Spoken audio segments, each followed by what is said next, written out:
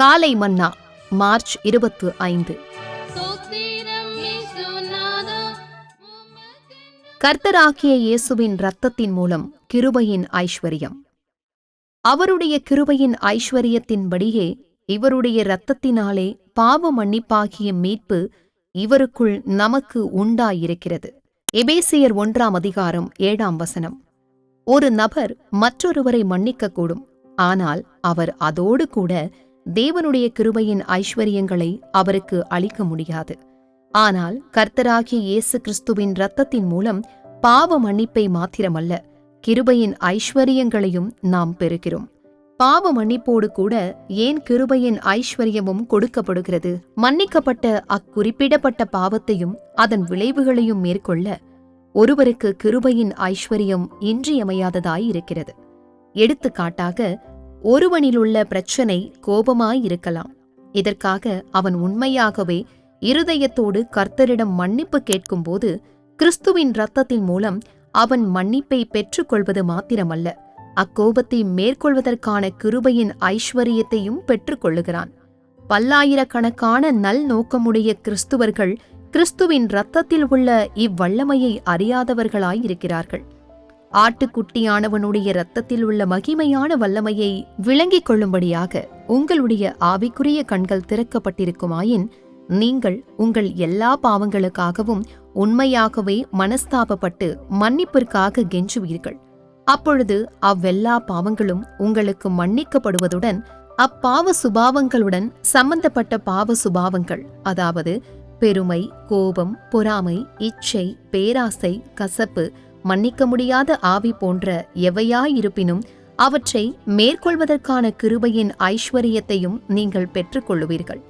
கர்த்தராகிய இயேசுவின் இரத்தத்தின் மூலமாக கிடைக்கும் கிருபையின் ஐஸ்வரியங்கள் தாழ்மை, சாந்தம், அன்பு, தூய்மை, தயாள குணம், மன்னிக்கும் சுபாவம் போன்றவற்றை நமக்களிக்கின்றன.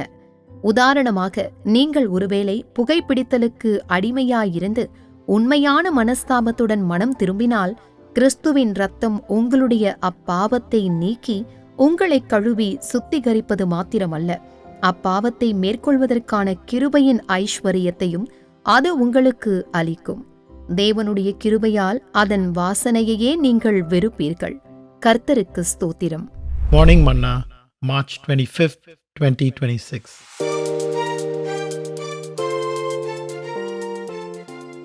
Riches of grace through the blood of Jesus, in whom we have redemption through his blood, the forgiveness of sins according to the riches of his grace. Ephesians chapter 1, verse 7. One may forgive a person, but one cannot give him the riches of God's grace along with the forgiveness. But through the blood of Jesus Christ, we get not only forgiveness of sins, but also riches of grace. Why is riches of grace given along with forgiveness of sin?